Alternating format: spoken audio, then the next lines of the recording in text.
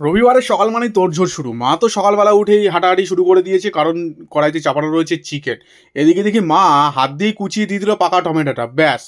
ওদিকে মশলা কষানো শুরু, আলু ভাজা হয়ে গেছে। এবার যে মাংসটা ধুয়ে নিয়েছে, এবার মশলা দিয়ে শুধুমাত্র কষালেই হয়ে যায়। হ্যাঁ, বোঝাই গেছে কি হচ্ছে আজকে রবিবারের চিকেন। হ্যাঁ, আর রোববার মানেই বেশ একটা চিকেনের একটা বেশ হুলুস তুলুস লেগে যায় বাড়িতে। সুতরাং কাঠের ওদিকে জাল হচ্ছে, আর কাঠের জালে চিকেন মানে তো একটা অন্যরকম স্বাদ, শেয়ার বলতেই বাকি। এদিকে এবার দেখি কালীবাবু রেডি হয়ে গেছে, সে চিকেনের গন্ধ শুকে চলেই এসেছে লেজ নাড়াতে নাড়াতে, সেও খাওয়ার জন্য প্রস্তুত। কিন্তু বাবা তোকে তো ওয়েট করতে হবে। যাই হোক, মা এদিকে ঝপাঝপ করে দিয়ে দিল উনানের মধ্যে এই চিকেনগুলো। নাও, তাড়াতাড়ি করে দেওয়া হয়ে গেল। এবার যথারীতি কষাতে হবে, কষিয়ে কাশিয়ে এটাকে সুন্দর করে নামাতে হবে। কষানোটা কিন্তু জমিয়ে করতে হবে। চিকেন যদি না কষানো হয় তাহলে কিন্তু বেশ টেস্টি টেস্টি হয় না। আর আমার যেমন ভুড়ি, সেরকম তো সুন্দর করে না কষানো দিলে, খুব সুসিদ্ধ না হলে আমার আবার ঠিক মুখে রোজবে না। যাই বাবা, তাড়াতাড়ি করে প্লেটটা নিয়ে আসি ঘর দিয়ে।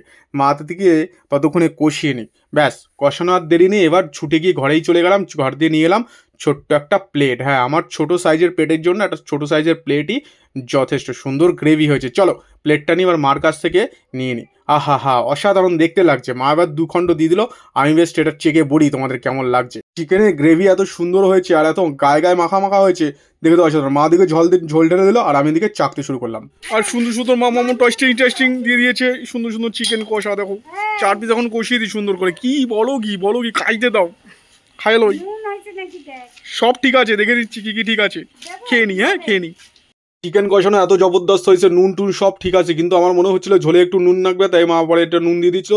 বেশ একটা তেলে ঝোলে একটা মাংস নেমে এসেছে। ব্যাস, আমার আর দেরি সহ্য হবে না, কারণ ভাই রবিবার মানে সকাল সকাল খিদা পেয়ে যায়। সুতরাং আর দেরি না, এদিকে চিকেন নেমে গেছে, ঘরে এবার নিয়ে যাইতে পারলেই হয়।